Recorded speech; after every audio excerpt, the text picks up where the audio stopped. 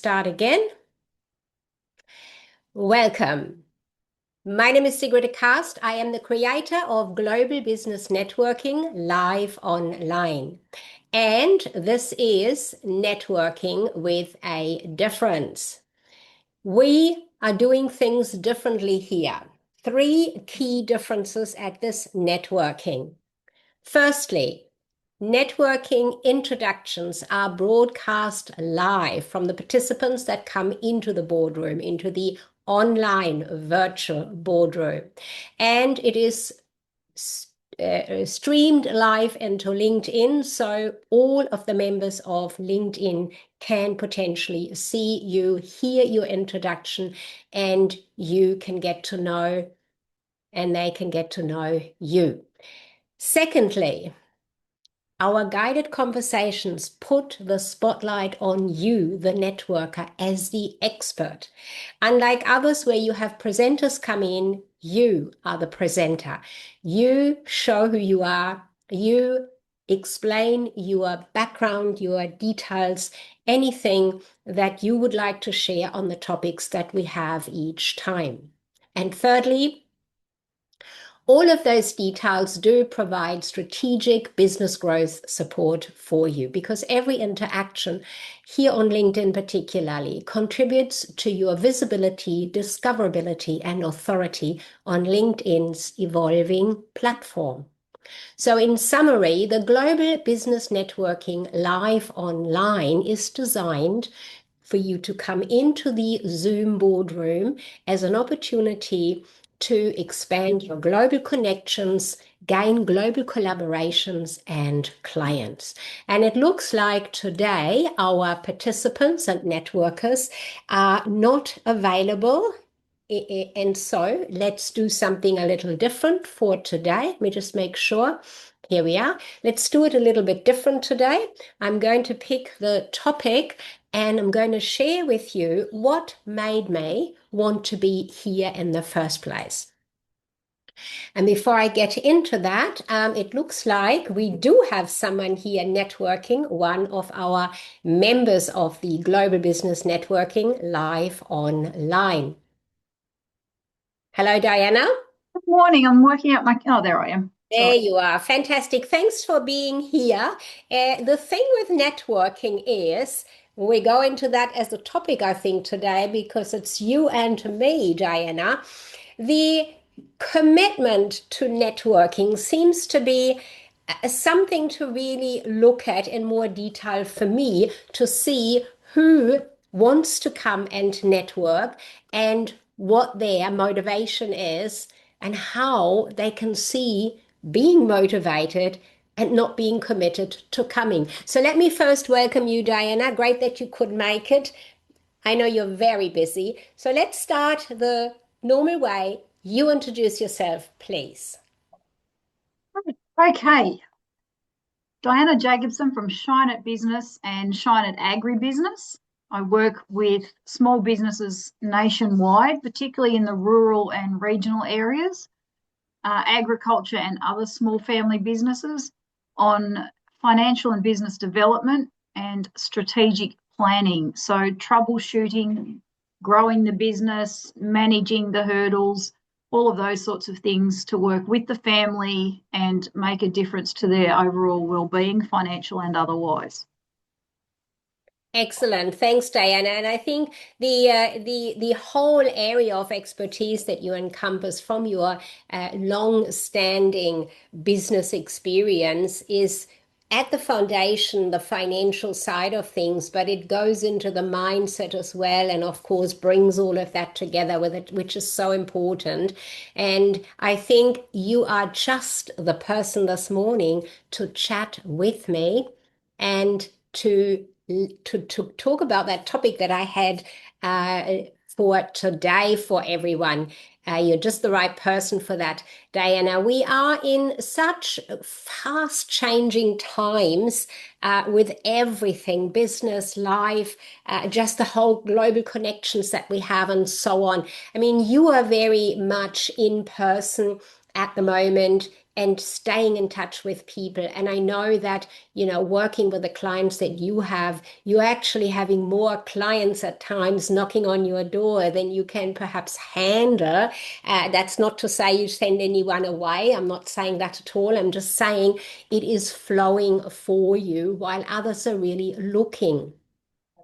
So, the topic that I wanted to have discussed today is that from your clients, the people you work with, and I know it's quite a broad spectrum, you might want to just pick one segment, or maybe this goes across all of the segments you work with.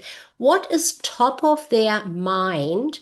What are they concerned about right now that is a reason or one of the reasons that they come to you? Is there something you can pinpoint, Diana, around that? Yes, and I mean, there's multiple questions in that and multiple challenges or answers. But Hmm. I think it's, for me, I think it's my consistency, and I say this in some of our other discussions because it has relevance across different sort of facets of business. Um, but I think it's understanding their world, going into their world. I do not spend most of my life sitting in an office. So I probably spend at least 50% of my time out and about, out on clients' farms, out in their small businesses.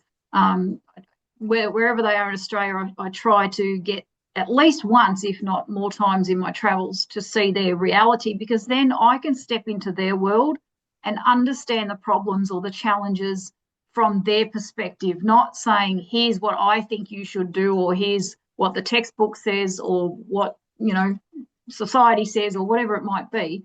But it's to look at their own challenges from their viewpoint, and for me to be here, consistency. And when I say me, it's really my team. So I absolutely could not do what I do without my wonderful team. We're a team of 10 across 3 states. Some are local to where we are in northeast Victoria, and many are remote and on farms and in other places. But I think it's just that consistency, and that whatever's going on for them, they can pick up the phone, and we're a teammate. We don't charge by the minute on phone calls or things like that, so that they're not there's not a barrier to people picking up the phone and saying, I don't know how to deal with this, but can you give me a hand, or can you connect me with that person? And as you say, it's not just financial. It's, to me, that's very much closely related with mental health and well-being, emotional, financial, physical, family, community, all those sorts of things totally intertwine. And so wherever we can make life a bit easier for people, or for them to feel supported and not isolated, that makes a difference across all of those levels.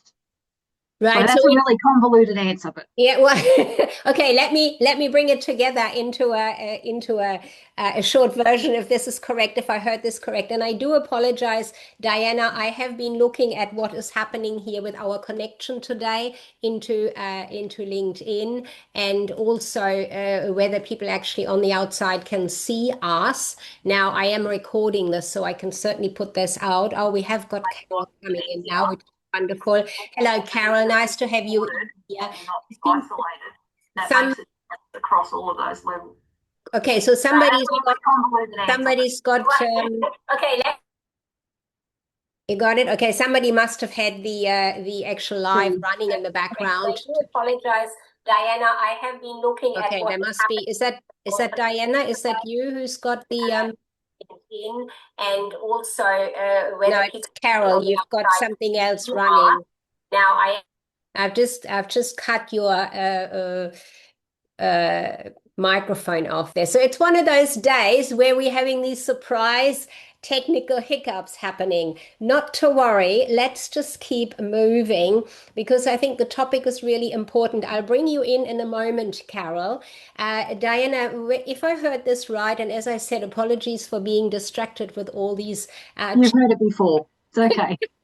different windows. You're saying that the people coming to you because you are um, committed and consistent in what you do and that you're always there. And so when they come to you because of that, what is the biggest thing on their mind when they do come to you? So they come to you, they trust you, they've seen you around for a long time or consistently. What is the biggest issue? I mean, issue is always a big thing to say, but what is it is it something around the finances? Is it more a mindset thing that they come to you at the moment, Diana? Can you isolate anything or is it very varied? It's probably very varied, because we're very much in that rural, regional, remote space, and not entirely agriculture, but the small businesses that generally would be reliant on agricultural inputs in their little communities.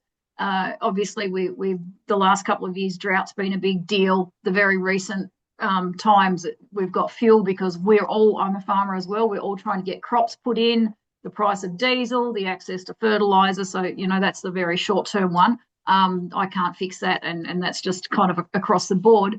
But generally, it's in those rural spaces and those small family businesses, it's the pressure on their outgoings, and they are, for the most part, price takers, not price makers.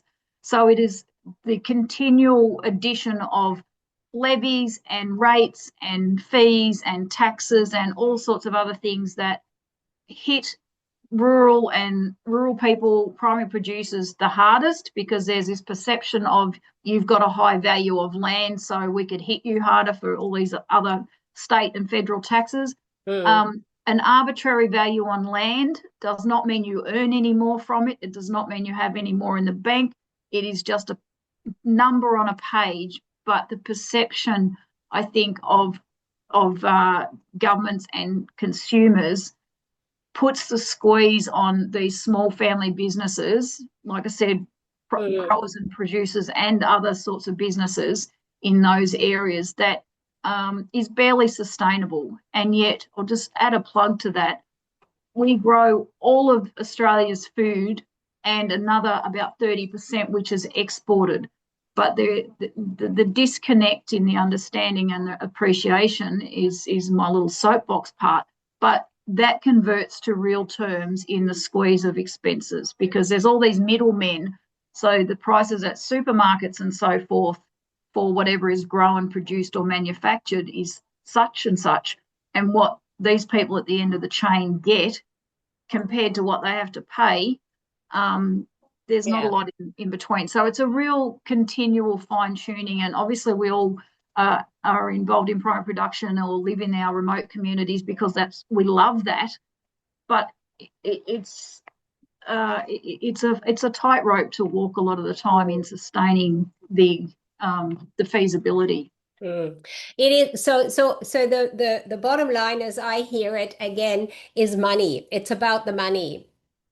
Which Yeah. is so closely related to family relationships, physical well-being, emotional Absolutely. well-being, mental health, like Yeah. so there's a lot of narrative around mental health, and then there's narrative around money, and to me they are so closely entwined that they really Mm. shouldn't be distinct conversations. Mm. Absolutely. And I think that, of course, right now, where we are at this time, right all over the world, money is top of mind, I think, for everyone. You've already mentioned some of the areas. Let me bring you in, Carol, please, by coming in and sharing who you are. Give us your introduction, please. Now, are you able to find yeah, there you are. Introduce yourself, and then I'll ask you again on that question to come into the conversation. Go ahead, Carol. Thank you for having me, and I do apologize for getting here late, but I'm happy to be here with you. Wonderful. So imagine yourself in a time where you were just highly stressed and overwhelmed, and you lived your life like that, day after day, week after week, and in some parts as I was listening to Diana, I could feel the farmers just because that's what they find themselves in. But one day you just find that you have been so busy honoring everyone else and you haven't honored yourself. And you are in the midst of burnout. So, what I do is I work with clients to help them declutter their stress so that they actually can get to that place of living a fulfilled life and coming at it from gratitude and peace. And in essence, when they do that, they are leading themselves first and leading everyone else second. Because in essence, if you don't lead yourself, someone will step in to lead you. So that's what I do when I work with clients is to really help them to move themselves from burnout to brilliance, to lead yourself and live your life. So that's Carol Metz-Murray. I'm Carol Metz-Murray with the Naked Leadership Movement. I think that is so befitting to be here today for this conversation, Carol. Thanks for that introduction. And what I particularly, what stood out to me in your introduction was the words around declutter stress. I think that is such a wonderfully visual expression of what you do. I think we can all visualize some form of what decluttering looks like. The first thing for me that comes to mind is pulling things out of a wardrobe and, doing away with things and resorting it all. And if you're doing that with stress, then that really resonates. And I would imagine with lots of people at this time that we are in and in the world that we have before us today. And so to join the conversation that Diana already started on, Carol, I'll ask you, so when clients come to you now, or even the ones that you have already, what is top of their mind? What do they talk about to you? What is it that they want to get support with? Is there something particular right now that stands out? Right now, in this current client, what I am finding is, and yes, clients are stressed and they are really, truly struggling knowing which way to turn. So, in some cases, there's confusion. There's also fear, and that fear is based in um, money because what's happening with the economy and will I have my job and what about my mortgage and how am I going to continue to pay for food and keep my children in activities and all the while the stress is building and the trust is decreasing. So in essence, really it is about money. I think it too is where is life at right now? And Mm. there's a lot of reevaluating going on.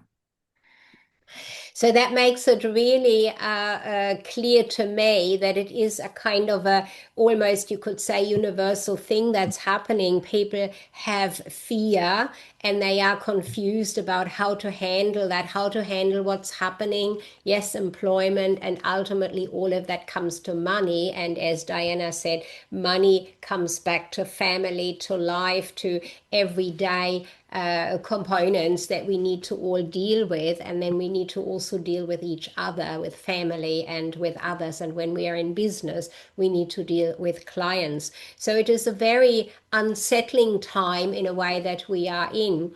What would be one thing, and I know it's very difficult to put that into one thing, but what would be one thing, let's say, Carol, while I'll have you with your mic open, what would be one thing you would say to someone? And I know there's a lot more to go with it, but what could be one thing that might be the very first to settle a client when they come to you with fear and confusion and worries about money? One of the very first things that I do with a client, and whether that is a woman or a man, is to work with them to reground themselves. And that can be by doing a boxed breathing exercise. You can do that whether you're sitting in front of me, or quite frankly, whether you're sitting in a room in a meeting with a room full of people, because you can do it very quietly, but it does help to ground you. With your feet Mm. on the floor, and then doing a counting breathing of in and holding and releasing, and then breathing in again very deeply. That does help to ground you in the moment. Mm. It may sound, for some people very airy-fairy, but not really, because breath is the basis of life, and we all need oxygen. Our brain needs oxygen to think. So the more grounded we are, the more we're able to deal with that fear and de-escalate the stress. Absolutely. And I think you've really, really given us a fantastic tip there, and certainly a big part of how I could see you working with clients to bring them back to themselves, if I can call it that. And breathing is life. If we don't breathe, we can't live, so we need that breath. And that brings me right over to Diana, because I think it's the breath and it is going back to breathing normally and taking it in. And it is a mind thing, isn't it? We have to consciously do that. Diana, what's the one thing you would have at the moment for clients, whether they are rural or whether they are business in general, when they come to you? Is there something that you say, Yep. do this? Mine is always, yep, that's fine. We can sort this, because no matter what it is, it's important that they get past their like panic. So very much agree with what Carol just said, Mm. and to give them the belief that we've got this. I've got your back. Not a big deal. I don't always know how the heck we're going to fix things, but the main thing is that they, get out of their fight or flight Mm. response. And because we create what we believe, first thing I need for them is to believe that she's got a plan and we can fix this and it's not such a big deal as I was thinking. Mm. Because then their mindset is not blocking the outcome that we want to create or attract. And more than anything, I want them to walk away feeling like much better and not in a state of stress or panic or overwhelm.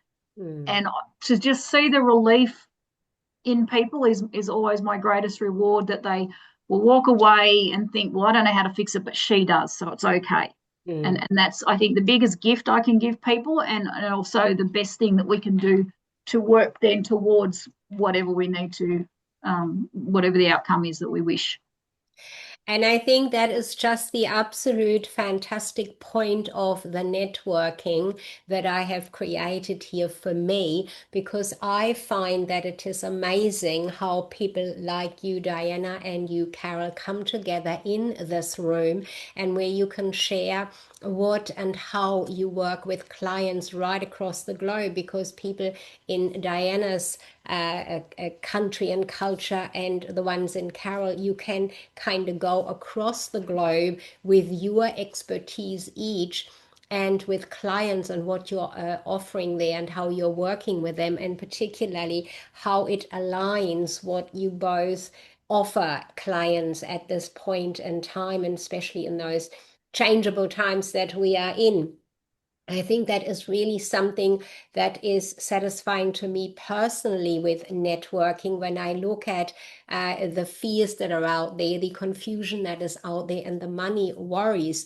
I think one thing is to work on stepping out of your own little room and go into the bigger area to talk about what you do, and in doing so get to know other people in other countries, and then you can connect and take conversations further. I could imagine, with the connection that you may take, Diana and Carol, for example, and for those who are watching this, think of it this way: making such a connection can take you out of your current initial fear and confusion and just talk about with the other person what is happening, or ask more questions of the other person.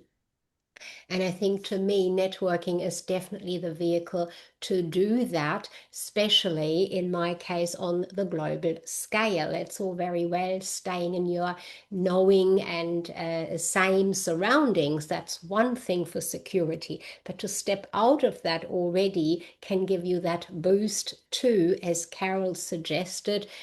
Look at breathing. Am I breathing? Am I here? Am I grounded? And as Diana suggests, hey, we can do something. Doesn't matter what it is just now, but we can do something. Let's take care of it. Having that positivity, having that supportive feel straight away is so important for all of us. Ladies, that is absolutely brilliant what you have suggested here. When we move from the idea of currently what's top of mind for people, for clients that come to you, where do you see in the world that we are right now commitment is? Do people commit to want to take a step forward, do something different? In your case, Carol, do they want to learn about it? Diana, do they want to do and make a change with their finances, with their mindset towards finances? Or is there at the moment some disconnect to, yes, I want to, but I'm not committing to it? Is that something either of you have noticed with people you've been connected or in contact with recently or this year? Let's put that time frame on there. That is a really, really great question because just earlier today, I was with a group of women and there was discussion about shifting and changing and releasing and letting go and stepping into new things. And while everybody talked the talk, there was a sense, I was picking up a sense that not everybody was ready to walk the walk. And the more we dug into it, really and truly, what came up was that, yes, people are uncomfortable and things are challenging, and what's happening in this part of the world, what's happening in that part of the world. And people are very comfortable in having those kinds of discussions and feeling that stress. But they're not quite ready to step into learning to be uncomfortably comfortable.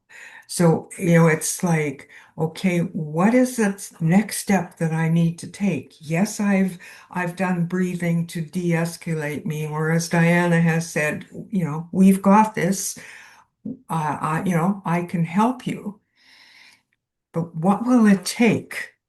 What does it take for, say, for me to cross that threshold and say, okay, I'm ready to say goodbye to that and move into this.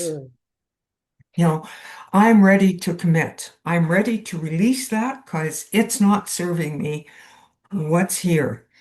And so even that recognition of, okay, I can step in and it's okay for me to be uncomfortable because that's where change happens. That's where recognition of, oh, I need to do this and oh, I could do that. And that's where ideas come from. Yeah. And it was, for me, it was so fascinating because when I finished with that meeting, my phone rang and it was someone looking for services. And I thought, wasn't this interesting?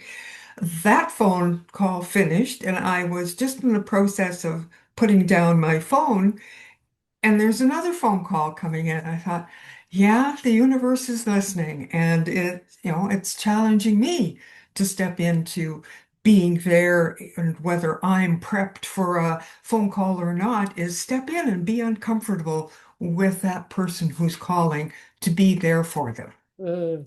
I think that's a really great example there about that. The talk is all very well. We're happy to talk, but do we want to walk? That is, I think that is definitely hitting the commitment component, and to make that step to come to you and then inquire. That is a big one for many people. So good that that has happened for some. That some have actually stepped up.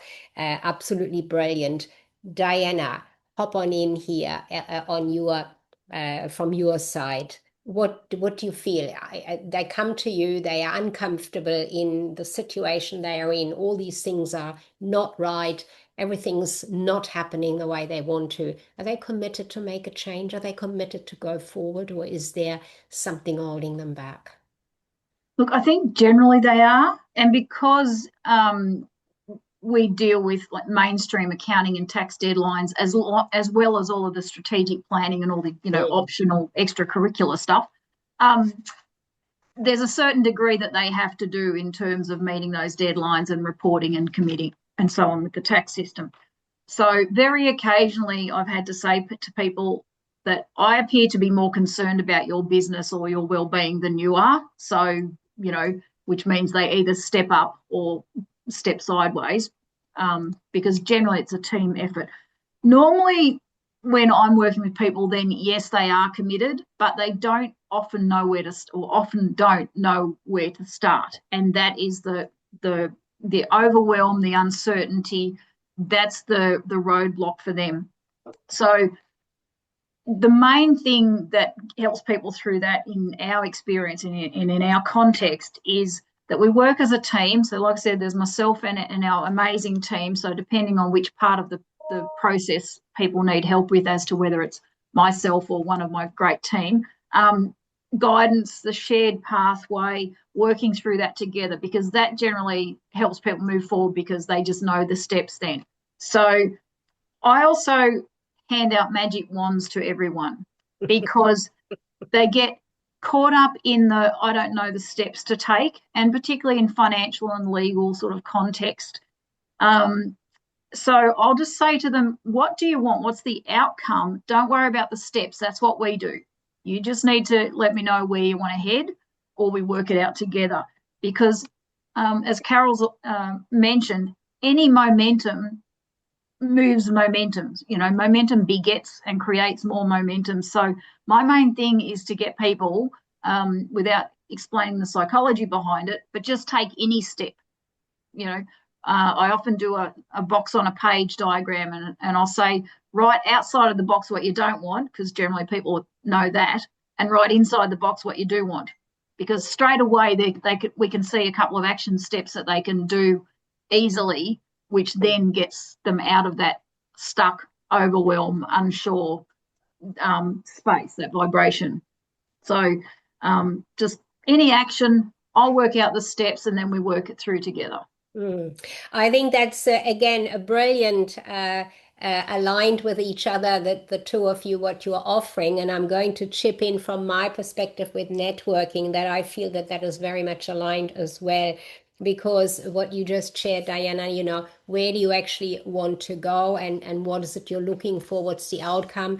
Would be something Carol is having in her conversations as well. Because if you don't know what you want to achieve, then how are you going to get there, and how can you see clearly which paths to take? There might be lots of different paths, but if you don't know where you're wanting to go, any of the paths will take you somewhere, but not to where you want to. And I think exactly the same applies to networking. Yes, you want to go out there networking for what reason? To get a client quickly. Well, networking is probably about relationships, and quickly in a relationship doesn't happen. Usually, you want to get to know the person. You want to know you can rely on them and they can rely on you. And so that relationship building, it is there for the long term. So looking at what do you want, well, you want new connections. They are instant in the networking of global business, networking live online. Connections are instant. Every time you come into this boardroom here, you make a new connection. And so that is one instant outcome. But if you want to get clients from it, you have to do the work. You need to be committed to get to know the other people in the room. You need to be committed to follow up, to speak with them one-on-one, to find out who are they? How do they work? How much do we align? And I think it is fascinating that so far everyone that has come to the networking has wanted to align with someone else, wanted to be here for more connections, to be visible globally more by connecting and making that new contact and getting to know them. So that is really fantastic. I think that's all coming together for the three of us here today around what are people looking for, what are our clients asking for, how do we serve that, service that, and how committed is the client actually to take that on board. If you are not committed to walk and not just talk, then nothing can change. And I think that's what the whole world is at the moment. There's a lot of talk about a lot of things, but who's actually walking to achieve an outcome, a real good outcome for everyone? That's probably the biggest shifting part that we're standing on at the moment. So we've solved a little bit of that. I ask you ladies for a final observation or comment, and then I will take us out of here for today. I have one. And just further to what we've discussed and what you just said, the saying or the I guess the context that I work with people is control the controllables and manage and mitigate the rest. Because we can get very bogged down in the stuff that we can't do anything about, and all it does is spiral us down, in general. Whereas if we can just, notice those and set them aside, and just manage and mitigate those things, and then focus on the things we can control. Excellent. That's great advice. Thanks, Diana. Carol, what have you got to leave our audience today, our listeners and viewers with? Diana, that is really, really incredibly good advice is manage what you can't control, what's in your own specific sphere. And my comment to the audience is with that, take a step forward and have the courage to have a look at you yourself, because that's the first person you manage. And just picking up on what Diana had said earlier, my version of when you're living that life in that, and there's the world's coming at you and there's lots of stress, is take the lid off of your box.